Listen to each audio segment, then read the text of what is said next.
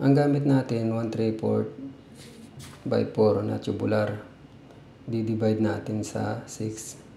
Gagamit tayo dito ng 7 poste. Ngayon, may dalawang paraan tayo sa pag-layout kung paano natin makukuha yung equal divider. Ang unang paraan natin, ang kuha natin loob-loob.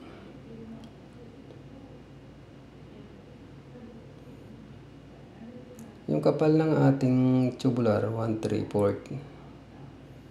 times lang natin yan sa 7.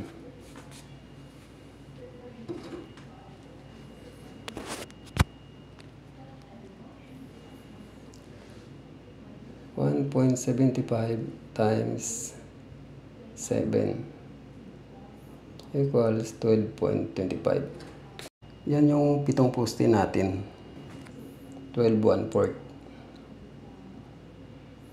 Ngayon punta tayo sa ating width. Ang width natin 1/3 1/4. List lang natin dyan yung 12 1/4. Divide natin sa 6.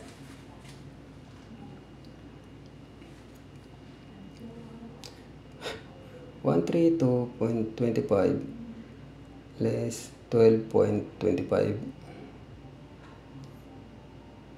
Yan. Divide natin sa 6. Yan, 20 inches. Yan yung loob-loob natin.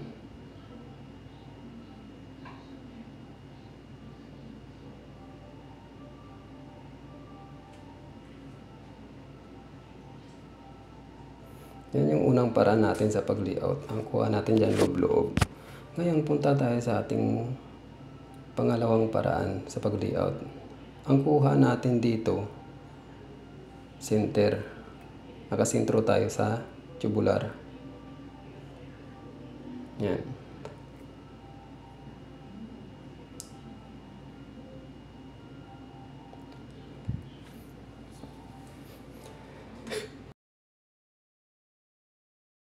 Ang ating width 1/3 1/4. List lang natin dyan yung 1/3 1/3 dahil nga nakasentro tayo. Yan. 132.25 less 1.75. Divide natin sa 6. Yan. 21/3.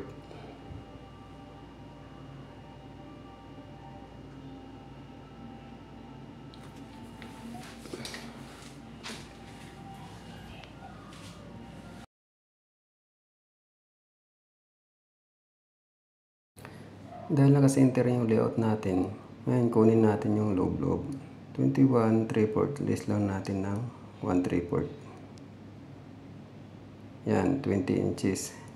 Yan yung loob-loob niya. Same lang ng nauna nating layout.